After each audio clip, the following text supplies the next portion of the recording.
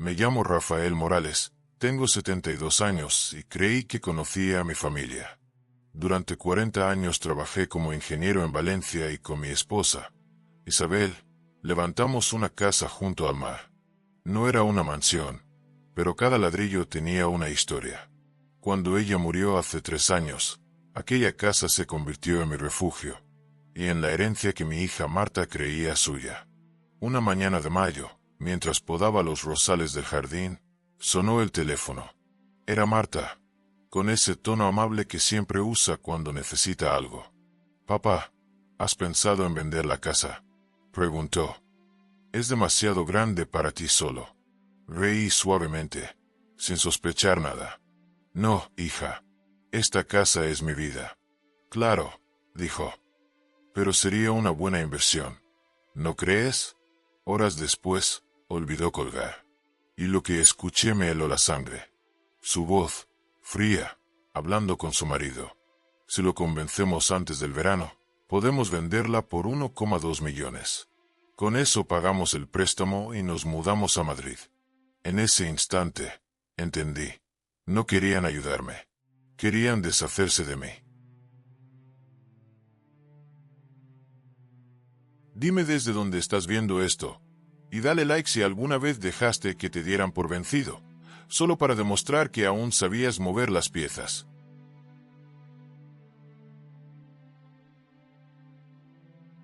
Pasé el resto del día en silencio, sentado en el porche, mirando las olas romper contra las rocas. No sentía rabia. Sentía algo peor. Una tristeza limpia, sin lágrimas. Esa casa había visto los primeros pasos de Marta, las cenas de cumpleaños, los veranos de risas y paellas con los vecinos. Y ahora era simplemente un número en una conversación de negocios. Esa noche no dormí. Caminé por las habitaciones vacías que antes rebosaban de vida. En el salón seguía el viejo piano de Isabel, cubierto con una fina capa de polvo. Cuando ella murió, me dejó una carta. «Si algún día la casa deja de ser un hogar, conviértela en libertad». Entonces no entendí sus palabras. Aquella noche, por primera vez, lo hice. Al día siguiente, Marta vino a visitarme con su sonrisa ensayada. Traía una bolsa de croissants y un tono de voz de quien ya ha tomado decisiones. «Papá, estuve pensando», dijo mientras servía café. «Deberías venirte con nosotros a Madrid.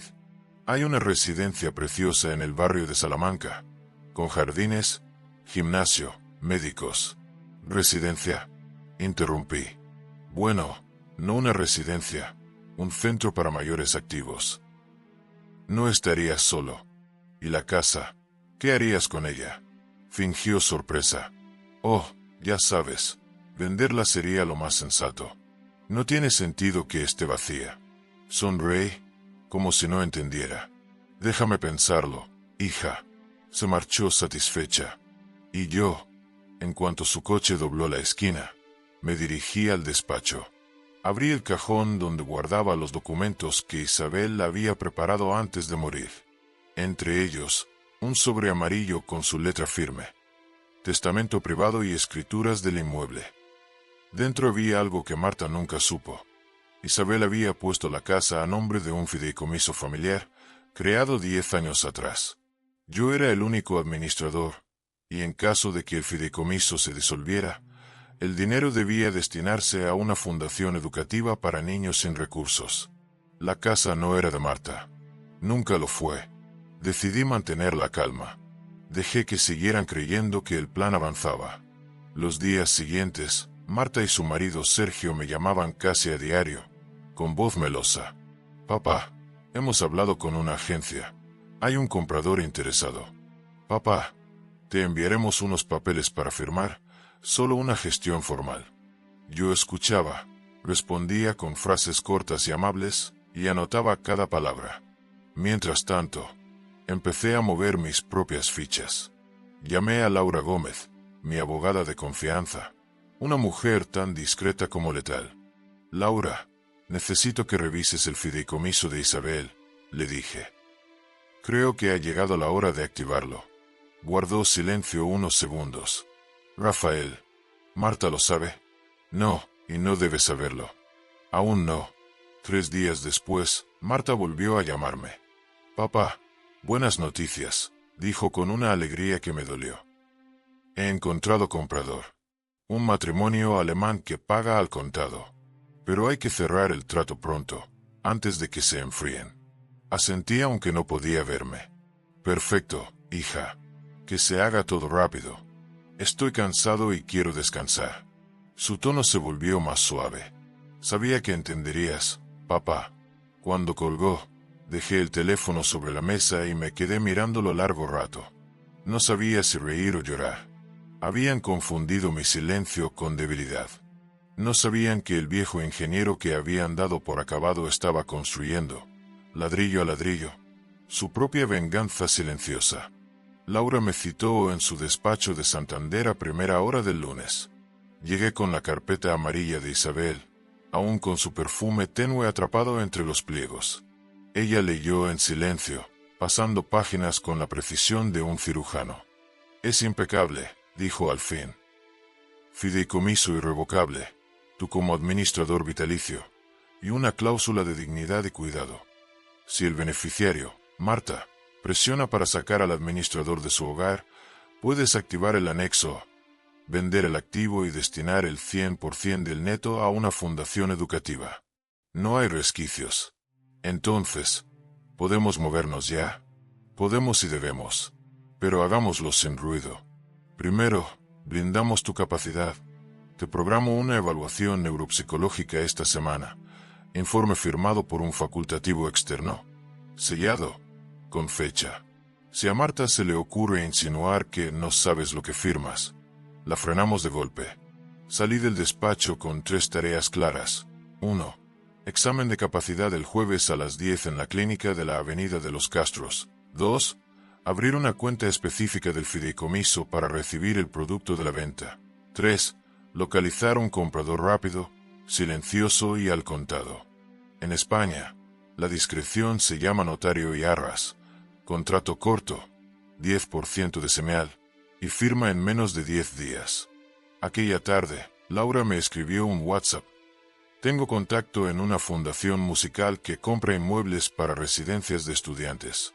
Pagan bien y cierran en una semana. Te encaja con lo que quería Isabel. Sonreí sin darme cuenta. Isabel había enseñado piano en el Conservatorio Municipal durante 22 años. Encaja perfecto, respondí. Mientras tanto, Marta no aflojaba. El martes, a las 8:17, recibí su mensaje. Papá, los alemanes ofrecen 2.150.000 euros. Firma de arras este viernes en Madrid. Te mando un poder notarial para que Sergio firme por ti si te cansas del viaje. Adjuntaba un PDF. Abrí el documento. Un poder amplísimo, incluyendo disponer de bienes presentes y futuros. Lo cerré de inmediato y respiré hondo. Isabel, desde aquel sobre, me había dado no solo una salida, sino un mapa.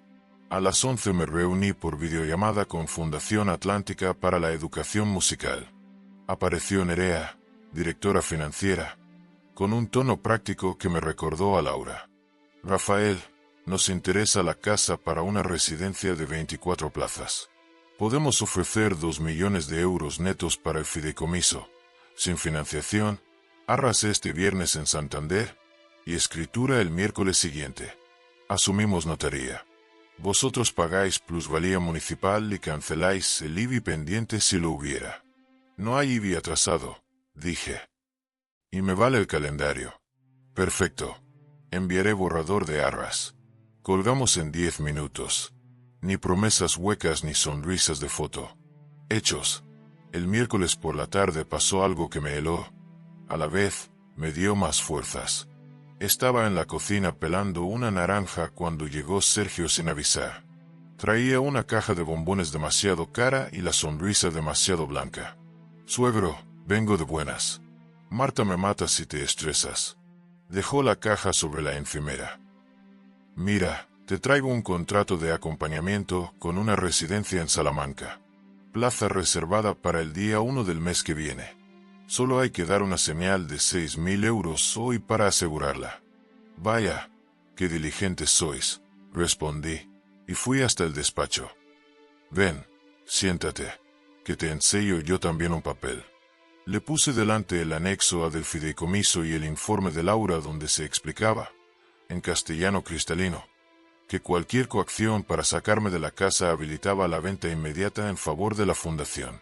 Sergio leyó en diagonal, tragó saliva y trató de sonreír. Esto son tecnicismos. Son la voluntad de Isabel, dije. Y la mía. No discutió. Recogió su contrato, se fue con un lo hablamos con calma. 10 minutos después, Marta me llamó desde un número oculto. Papá, ¿qué le has enseñado a Sergio? Me ha llamado blanco como la pared. ¿Qué estás tramando? Nada, hija. Ordenando papeles. Ya sabes que no me gusta improvisar. El jueves me evaluó la neuropsicóloga. 2 horas de pruebas, memoria, atención, reloj dibujado, tareas de cálculo. Al final, su dictamen. Capacidad plena para la toma de decisiones patrimoniales y personales. No se objetivan signos de deterioro cognitivo. Firmado, sellado, fechado. Laura sonrió cuando se lo envié por correo. Barrera levantada. El viernes a las 9:30, en la notaría de la calle Burgos, firmamos las arras con la Fundación Atlántica. 200.000 euros de señal por transferencia inmediata. Penalización doble si alguna parte incumplía. El notario leyó cada cláusula con voz grave y pausada. El inmueble está integrado en el fideicomiso Isabel, administrador de Rafael. El precio se abonará en escritura. El destino de los fondos será el IBAN del fideicomiso. Sellos, firmas, un timbre y un mensaje de mi banco. Ingreso recibido 200.000 euros. No sentí euforia, sentí calma. A las 12:11, justo cuando salía a la calle, me entró un audio de Marta. Papá, ya he reservado los billetes a Madrid. Las arras con los alemanes son a las 5 en la calle Serrano. No te preocupes, te mando un Uber a las 3. ¡Qué ilusión! Me detuve en seco bajo el aire salado del Cantábrico. Le respondí. No voy a Madrid hoy, hija. Tengo médico. Médico. Pero si esto es importante. Contestó al segundo. Vale, no pasa nada. Firmamos por ti con el poder. No tienes ningún poder, Marta. Y no lo tendrás. El silencio al otro lado duró lo suficiente como para escuchar las gaviotas. ¿Qué has hecho, papá? Lo que me pedía tu madre. Convertir la casa, si deja de ser un hogar, en libertad. Ese mismo fin de semana empecé a vaciar la casa. No a lo bruto. Con ritual. Separé en 3 montones. Queda, dono, llevo. En queda puse la mesa larga de castaño donde todos brindamos cada Nochevieja. Se quedaría como mobiliario para los futuros estudiantes. En dono, la vajilla grande de 24 servicios que no usábamos desde 2016. En llevo, la foto de Marta en la playa con 8 años, una radio pequeña de madera y las partituras de Isabel con anotaciones a lápiz. El lunes por la mañana, a primera hora, sonó el timbre. Era Nerea, con un tasador y una carpeta azul. Recorrieron la casa con respeto, midiendo, apuntando, sacando fotos en flash. Antes de irse, Nerea tocó el piano de Isabel con 2 dedos, como quien saluda. Prometo que aquí habrá silencio cuando deba, y música cuando toque, dijo. Me apreté el nudo de la garganta con una sonrisa torpe. A las 1, Laura me envió el borrador de escritura. Precio final 2 millones de euros, firma miércoles 10:30. Notaría Montpel, pago por transferencia irrevocable. Añadió una cláusula de posposición. Yo podría permanecer 15 días más en una habitación mientras terminaba mi mudanza a un piso en el Sardinero que ya había reservado por 850 euros al mes. Lo he pactado, me dijo. Sin coste. A Nerea le pareció una muestra de respeto. Por la tarde, Marta insistió con videollamada. A su lado, Sergio, mudo y tenso. Papá, último aviso. Si no firmas con los alemanes, Perderemos 50.000 euros de comisión que ya hemos comprometido. Nos dejas tirados. Marta, yo no te comprometí nada. Y la casa no es tuya para prometerla. Siempre has dicho que sería mía. Siempre dije que sería de quien la tratara como un hogar. No puedes hacerme esto. Yo tampoco pensé que tú me harías lo que intentaste, sacarme de aquí por mi bien. Corté la llamada antes de que la voz me temblara. Me quedé a oscuras en el salón, oyendo solo el reloj de pared. Recordé a Isabel susurrándome: no hagas teatro, haz justicia. Me serví un vaso de agua. No necesitaba valor, solo seguir el plan. La víspera de la firma, Laura me citó para repasar el checklist: certificado de capacidad, DNI, escrituras del fideicomiso, recibo del IBI, último certificado energético, clase D, referencia catastral, número de cuenta del fideicomiso. Todo en una carpeta gris. Al salir, me llamó el portero. Don Rafael, su hija ha venido 2 veces. Dice que entrará a hablar con usted aunque sea con un cerrajero. No habrá nadie sin mi autorización, por favor. Por supuesto. He apuntado las matrículas. Esa noche dormí por fin 6 horas seguidas. Sin sueños. Como quien ve el faro y sabe que la ruta es la correcta aunque el mar siga moviéndose. El miércoles, con el mar planchado y un sol limpio sobre la bahía, crucé la puerta de la notaría con la carpeta gris bajo el brazo. Nerea ya estaba allí. Laura me apretó el antebrazo como quien dice: ya está. El notario repasó, lento y solemne. De Rafael otorga en nombre del fideicomiso Isabel la venta del inmueble Citoen por precio de... Otorgo. Un par de firmas. Unos clics. El notario levantó la vista. Acaba de entrar la transferencia completa. En ese instante, mi teléfono vibró. Un mensaje de Marta. Estoy en la puerta. O firmas con mis compradores hoy a las 5, o no vuelves a ver a tu nieta. Leí 2 veces. Miré a Laura. Ella asintió con una calma que me sostuvo. Continúe, señor notario. Y firme. No por venganza, por dignidad, por Isabel. Apenas terminé de firmar, el notario me estrechó la mano y pronunció su fórmula final. En fe de lo cual, firmo y sello. Un clic seco del bolígrafo, un sello rojo, y todo quedó concluido. Laura revisó en su tablet que la transferencia de 2 millones de euros ya figuraba en la cuenta del fideicomiso. Hecho, dijo ella. El dinero está protegido por completo. A partir de este momento, ni Marta ni nadie puede reclamar un céntimo. Nerea se acercó y me entregó un sobre con una copia de la escritura y una tarjeta. Para usted, don Rafael. Y gracias. Esta casa no será demolida. La rehabilitaremos tal como está. Mantendremos el piano y el jardín. Isabel estaría orgullosa. No pude responder. Solo asentí. Al salir de la notaría, el aire olía a mar y a libertad. Por primera vez en meses, caminé sin prisa por el paseo de Pereda. Compré un café en el mismo kiosco donde Isabel solía detenerse cada domingo después de misa. Me temblaban un poco las manos, no por la edad, sino por la mezcla de alivio y tristeza. En mi bolsillo, el móvil vibró sin descanso. 11 llamadas perdidas de Marta, 3 mensajes de voz, un audio de Sergio. No los escuché. Los dejé sonar hasta que el silencio volvió a ser mío. Esa tarde regresé a casa por última vez. El sol entraba rasante por los ventanales del salón, iluminando el polvo suspendido en el aire. La casa estaba casi vacía. Las cajas con mis cosas esperaban junto a la puerta. Me senté en la silla del comedor, la única que quedaba, y encendí la vieja lámpara de Isabel. La luz amarilla envolvió la habitación. En el silencio, me vinieron recuerdos como olas. El olor del guiso los domingos, la risa de Marta cuando era niña, Isabel cantando bajo la ducha. Por un momento sentí culpa, un punzón breve, pero lo aparté. No era culpa lo que debía sentir. Era justicia cumplida. A las 8 de la noche, alguien golpeó la puerta con violencia. «Papá, abre». Era la voz de Marta, al borde de la histeria.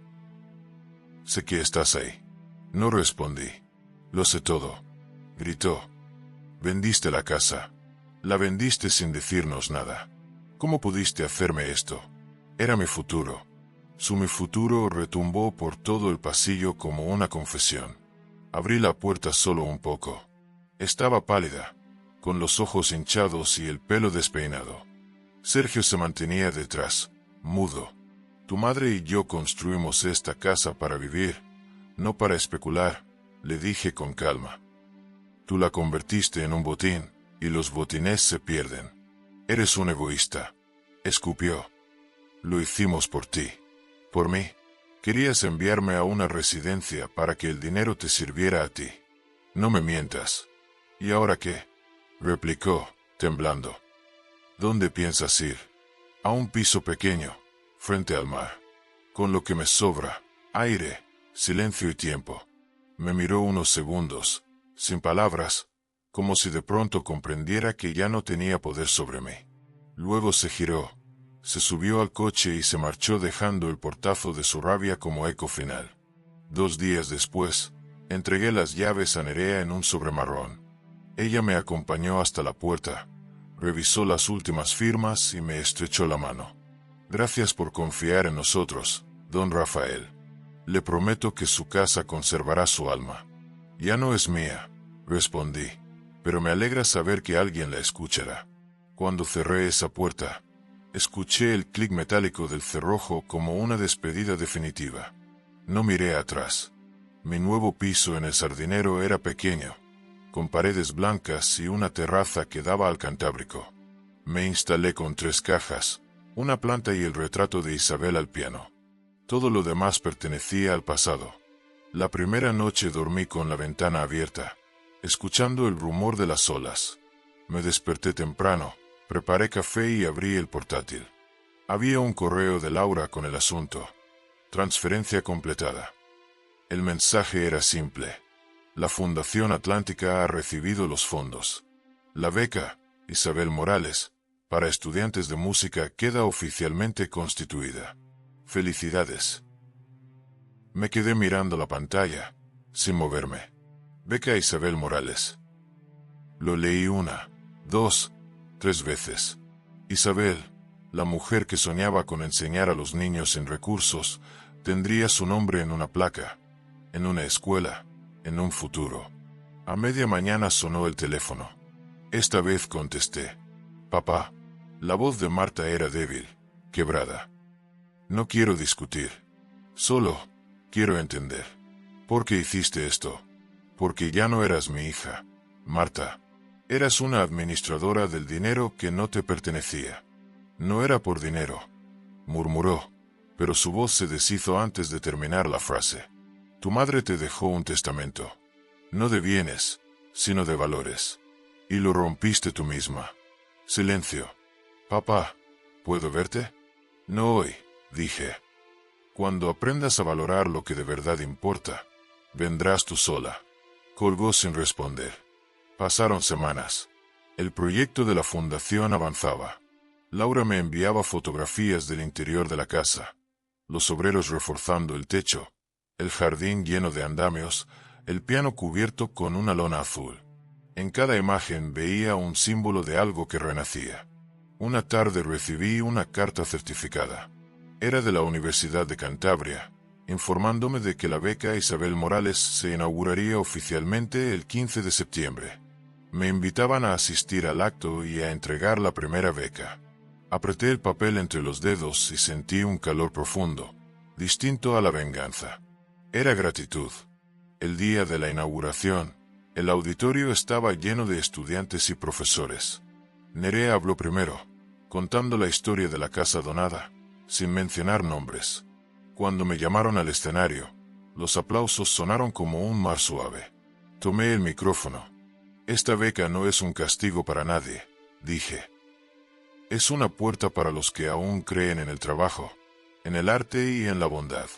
Mi esposa Isabel decía que la música no se enseña, se comparte. Que así sea. Aplausos. Luces.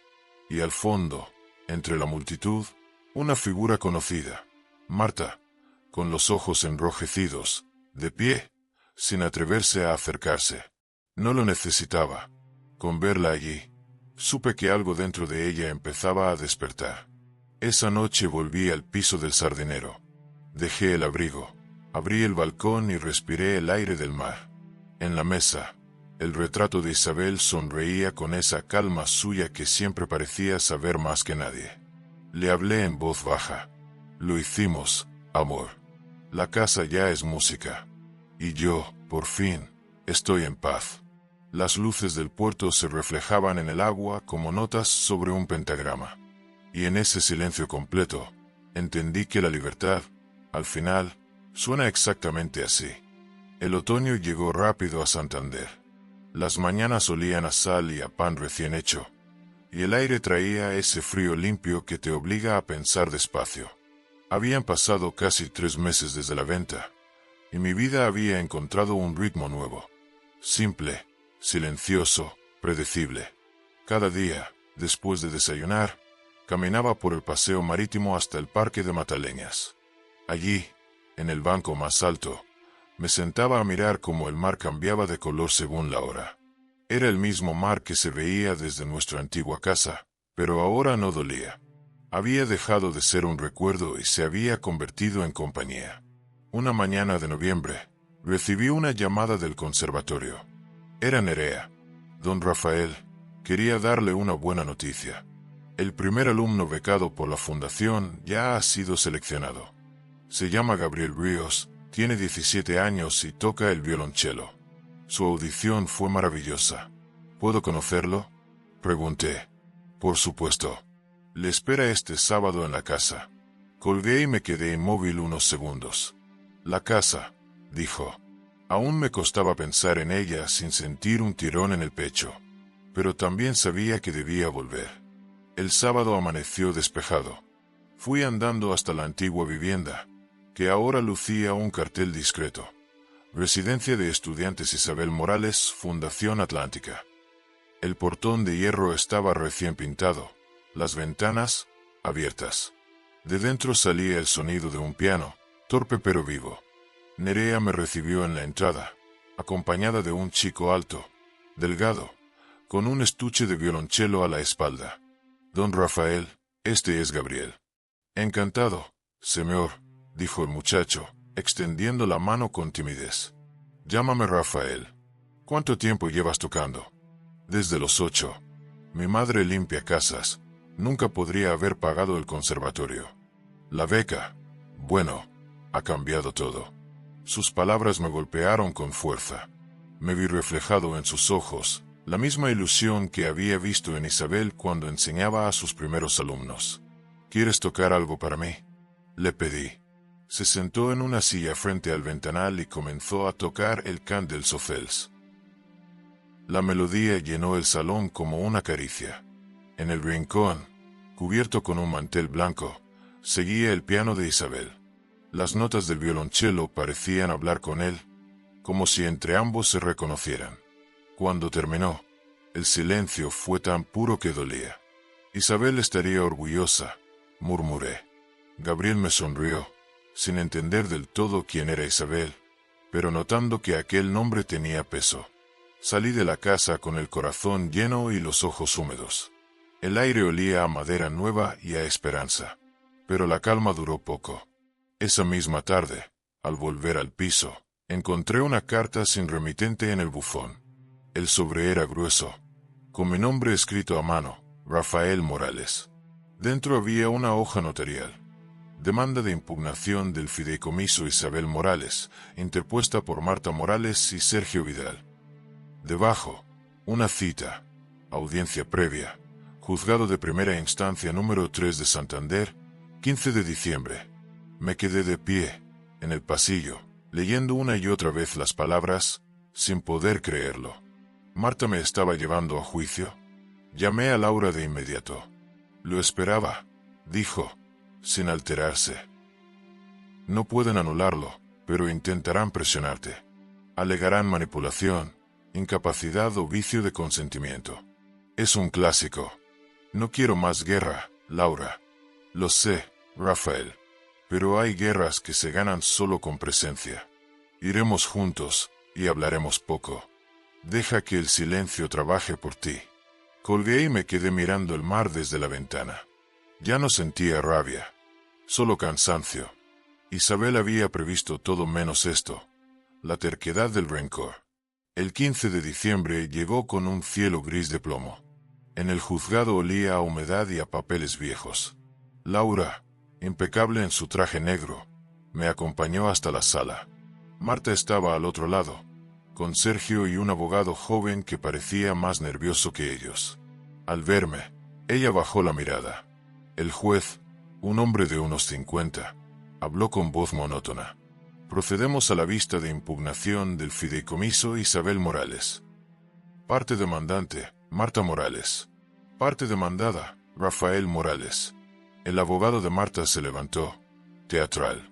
Mi cliente sostiene que su padre, de avanzada edad y deterioro cognitivo, fue manipulado por terceras personas para enajenar el bien familiar. La casa era su residencia habitual y debía formar parte de la herencia legítima. Laura esperó a que terminara y se puso de pie. Su tono fue simple, cortante. Señoría, presentamos informe médico de plena capacidad, testimonio notarial y prueba bancaria de que los fondos fueron transferidos íntegramente a la Fundación Atlántica, cumpliendo la cláusula firmada por la difunta Isabel Morales. Todo legal, transparente y sin beneficio personal para el demandado. El juez hojeó los papeles, asintió y dijo: se admite la documentación. La vista queda vista para sentencia. Nadie dijo nada más. Marta no me miró ni una sola vez. Una semana después, recibí la resolución. Demanda desestimada. No se aprecian vicios ni irregularidades. El papel era frío, administrativo, pero para mí significaba algo mucho mayor: el cierre. Esa noche abrí una botella de vino que había guardado desde el aniversario de Isabel y brindé solo, mirando la luna reflejada en el mar. Ya está, amor, susurré. La guerra terminó. Pasaron los días. Un domingo de enero, mientras tomaba café en la terraza, sonó el timbre. Abrí, y allí estaba Marta, con el rostro demacrado y una bufanda que apenas cubría el temblor de su voz. Papá, ¿puedo pasar? Asentí. Entró despacio, observando el pequeño piso como si fuera un museo. No vine a discutir, dijo al fin. Vine a pedirte perdón. Me quedé en silencio, esperando. No por el dinero, ni por la casa. Por haber olvidado quién eras. Pensé que cuidarte era controlarte. Pensé que la vida se mide por metros cuadrados y cuentas bancarias, y tú me enseñaste que no. No respondí. Solo me acerqué, puse una mano sobre su hombro y le señalé el retrato de Isabel. Pídeselo a ella, dije. Ella te enseñó lo que de verdad vale. Marta se arrodilló frente a la foto, con lágrimas en los ojos, y murmuró algo que no alcancé a oír. Después se levantó, antes de irse, me abrazó. Un abrazo tembloroso, sin promesas, pero sincero. Cuando la puerta se cerró, me quedé mirando el retrato. Por primera vez en años, sentí que la casa, la nueva, también era un hogar. No porque tuviera recuerdos antiguos, sino porque había espacio para perdonar. Y en ese instante, supe que Isabel, donde quiera que estuviera, sonreía en paz. Las semanas siguientes transcurrieron en una calma que casi parecía irreal. Después de tantos meses de tensión, silencio y miedo, cada pequeño gesto cotidiano, poner una taza en la mesa, abrir la ventana, regar la planta del balcón, se sentía como una victoria. Marta no volvió a llamarme, pero un día me envió una carta. No era larga. Papá, estoy intentando entender todo lo que pasó. He empezado terapia. Sergio y yo nos separamos. Quizás necesitaba perderlo todo para ver qué cosas no tienen precio. Si algún día quieres, me gustaría visitarte sin hablar del pasado. Solo verte. Guardé la carta en el cajón junto al retrato de Isabel. No la respondí. No todavía. El perdón también tiene su ritmo, y no se puede forzar. El invierno terminó, y la residencia de estudiantes en la antigua casa abrió oficialmente sus puertas. En las noticias locales apareció un reportaje. imágenes del jardín restaurado, jóvenes practicando violín y piano, y al fondo, el cartel que decía Fundación Isabel Morales. Una tarde, Nerea me llamó. Rafael, la primera promoción de becados quiere conocerte. Dicen que sin ti no estarían aquí. Rey, sin mí, no, respondí. Sin Isabel. Acordamos que pasaría el siguiente sábado por la residencia. El sábado amaneció con un sol tímido. Al llegar, el portón de hierro estaba abierto y el sonido de instrumentos llenaba el aire. El interior había cambiado, pero no del todo. El color de las paredes era distinto, pero el olor, ese olor a madera vieja y mar seguía igual. Nerea me recibió con una sonrisa. Rafael, los chicos están en el salón. Han preparado algo.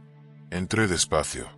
Una veintena de jóvenes me esperaba con instrumentos. En el centro, Gabriel, el becado que había conocido meses atrás, alzó el arco y dijo: «Esto es para usted y para la señora Isabel». Comenzaron a tocar una pieza compuesta por ellos mismos, una mezcla entre vals y canción popular, sencilla pero profundamente emotiva. Las notas flotaban en el aire como si la casa respirara de nuevo. Cuando terminó, todos aplaudieron. Yo me limpié las lágrimas sin pudor. No sé qué decir, murmuré. Tal vez solo, gracias. Gracias por devolverle voz a esta casa. Una chica de cabello rizado se acercó con una pequeña caja de madera. Esto es para usted, don Rafael. La hicimos entre todos en el taller. La abrí. Dentro había una placa de bronce grabada con una frase: a Rafael e Isabel Morales, por demostrar que el amor también puede ser una herencia. No pude hablar. Solo asentí, sosteniendo la caja como si fuera lo más frágil del mundo. Esa noche, al volver a mi piso, me quedé largo rato mirando el mar. Pensé en todo lo que había ocurrido en el último año: la traición, la venganza silenciosa, el perdón, la justicia. No me sentía vencedor ni víctima. Me sentía completo. Pero la vida, incluso cuando parece cerrarse, siempre encuentra una grieta para sorprenderte. Al día siguiente, sonó el timbre. Abrí la puerta y vi a Gabriel con su violonchelo colgado al hombro. «Perdone que venga sin avisar», dijo, «pero me gustaría tocarle algo. Es una composición mía». «Pasa, hijo». Se sentó en medio del salón y comenzó a tocar una melodía lenta, profunda. Era triste, pero no de dolor, sino de nostalgia. «Se llama Casa del Mar», explicó cuando terminó. «La escribí pensando en usted, en cómo uno puede perderlo todo y seguir en pie». Le aplaudí. No podía decir otra cosa. «Gracias, Gabriel. Has entendido más de lo que muchos aprenden en toda una vida». Antes de irse, dejó un sobre la mesa. Nerea me pidió que se lo entregara en persona. Cuando lo abrí, dentro había un folleto con el encabezado «Gira Fundación Atlántica, Primavera 2026». Y en la primera página, en letras pequeñas: «Director honorario, Rafael Morales». Sonreí. «Estos locos», susurré. Los meses siguientes fueron distintos. Viajé con ellos a Oviedo, luego a Salamanca. Los chicos tocaban en pequeños teatros, y yo me sentaba en la primera fila, siempre con la fotografía de Isabel en el bolsillo interior de mi chaqueta. En cada aplauso, en cada nota, sentía que ella estaba allí. Una noche, después de un concierto en Gijón, Gabriel se me acercó. «Don Rafael, ¿puedo preguntarle algo?» «Claro. ¿De verdad no se arrepiente de haber vendido la casa?» Lo pensé unos segundos. «No, hijo. La casa se construye con paredes, pero el hogar con decisiones. Y la mía fue quedarme con la paz». Regresé a Santander a finales de verano. Una tarde, mientras paseaba por el puerto, vi a Marta sentada en una terraza. Estaba sola, con un libro y una taza de café. Dudé un momento, pero al final me acerqué. «¿Puedo sentarme?», pregunté. Levantó la vista, sorprendida, y luego sonrió con un gesto tímido. «Claro, papá. Hablamos casi una hora.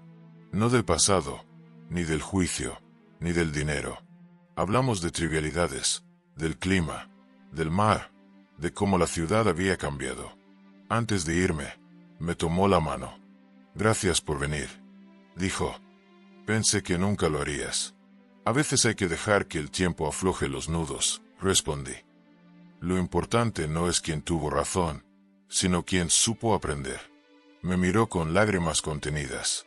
Entonces, ¿me perdonas? Ya lo hice, Marta. El día que entendí que el rencor solo ocupa espacio que puede llenarse de música. Nos despedimos con un abrazo tranquilo, sin dramatismo, como si dos vidas rotas hubiesen encontrado una forma de encajar de nuevo. Aquella noche, en casa, puse un disco viejo de Isabel. El sonido del piano llenó el salón. Por un instante, todo volvió a su lugar.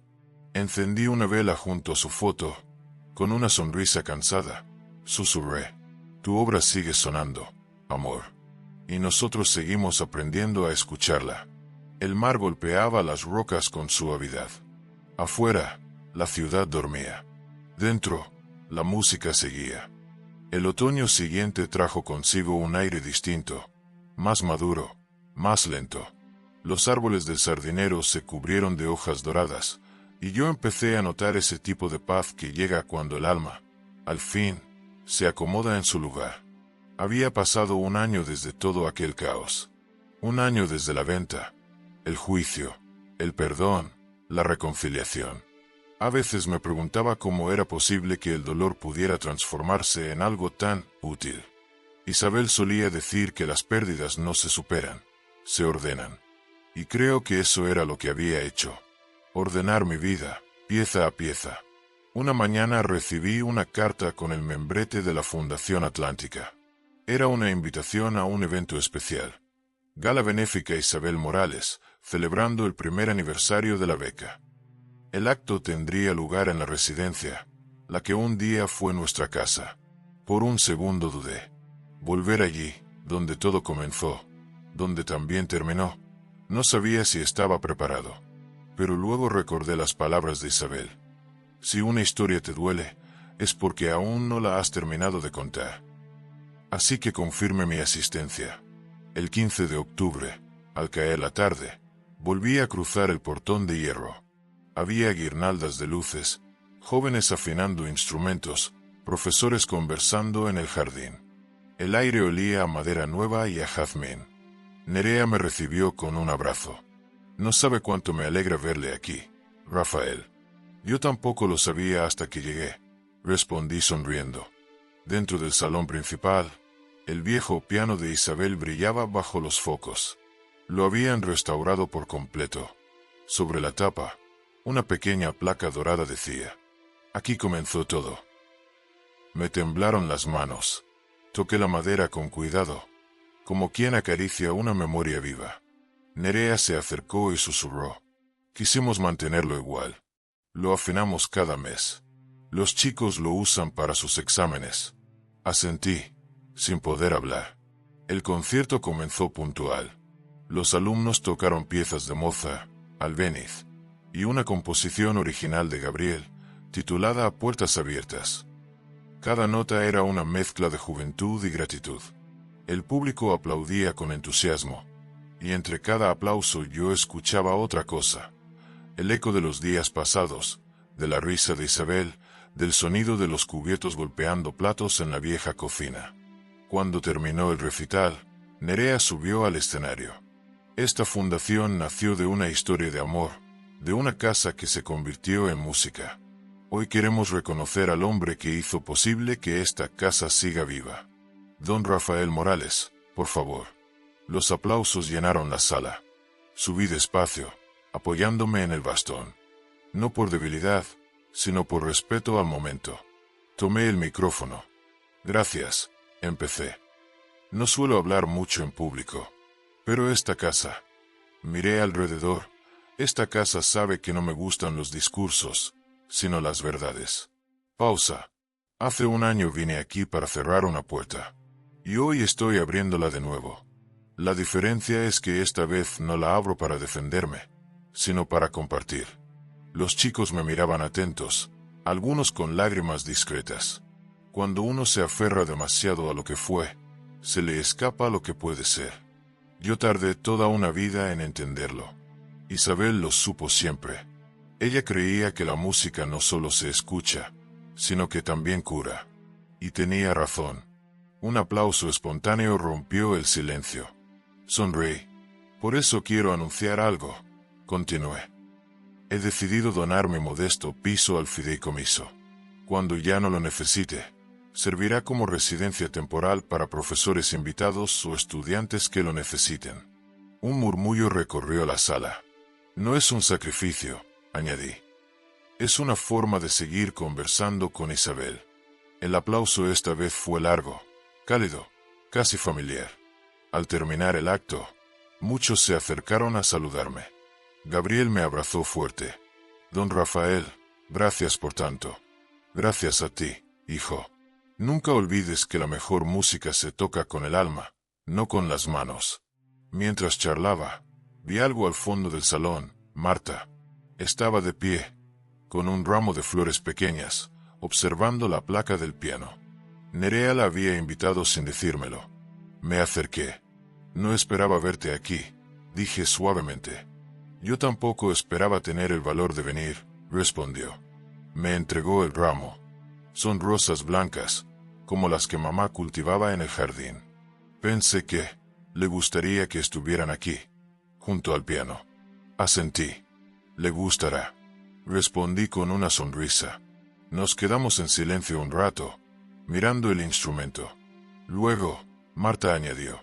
He empezado a dar clases de pintura en un centro social. A veces pienso que, si mamá me viera, se reiría. No, le dije. Te miraría con orgullo. Sus ojos se llenaron de lágrimas. Gracias por no rendirte conmigo, papá. Le acaricié la mejilla. Nunca fue mi papel rendirme. Mi papel era esperarte. Nos abrazamos largo rato, mientras el piano, al fondo, era cerrado por uno de los alumnos con un suave clic, como si sellara aquel momento. Esa noche regresé caminando a casa. El aire era frío, pero agradable. En el puerto, el reflejo de las luces bailaba sobre el agua. Cuando llegué al piso, me serví un té y me senté en la terraza. Encendí una pequeña vela junto al retrato de Isabel y le hablé en voz baja. ¿Ves, amor? Lo lograste. Todo lo que tocaste se volvió música, incluso lo que parecía ruido. El viento movió la llama, y por un segundo juraría que escuché un leve acorde, como si el mar mismo repitiera sus notas. Esa fue la última noche que escribí en mi diario. Anoté una frase sencilla. Cuando el amor se convierte en legado, la vida deja de doler. Cerré el cuaderno y me quedé dormido en el sillón, con la brisa del mar entrando por la ventana. Al amanecer, el sol cubrió la habitación con una luz dorada. El retrato de Isabel parecía brillar por un instante, y en ese silencio perfecto, comprendí que las historias, igual que las melodías, no terminan, simplemente cambian de compás. Pasaron algunas semanas desde la gala. El invierno se acercaba, y con él, esa sensación de cierre que trae el fin del año. Las tardes eran más cortas, pero también más dulces. Cada vez que caminaba por el paseo y veía jóvenes con instrumentos rumbo a la residencia, sentía que el ciclo se había completado. Una mañana de diciembre, mientras preparaba el café, sonó el timbre. Era el cartero, con un sobre grueso. En la esquina, el sello de la Fundación Atlántica. Dentro había una carta y una foto. Estimado don Rafael, le enviamos esta fotografía del primer grupo de becados, tomada en el jardín de la residencia. Gracias a usted y a la memoria de la señora Isabel, este año 24 jóvenes han podido estudiar música. Con gratitud infinita. Nerea y todo el equipo. En la foto, los alumnos sonreían bajo los rosales. En el centro, sobre una pequeña mesa, el piano abierto. Entre las flores blancas, distinguí las mismas que Marta había llevado aquel día. Me quedé mirando la imagen largo rato. No era nostalgia lo que sentía, sino paz. Aquella casa ya no me pertenecía, pero aún guardaba mi historia, la de Isabel, y ahora la de decenas de muchachos que tocaban sin miedo al futuro. Esa tarde, Marta me llamó. Papá, mañana es Navidad. ¿Vienes a cenar con nosotros? No será una cena elegante, pero me gustaría que estés. ¿Qué preparo? Pregunté. Nada.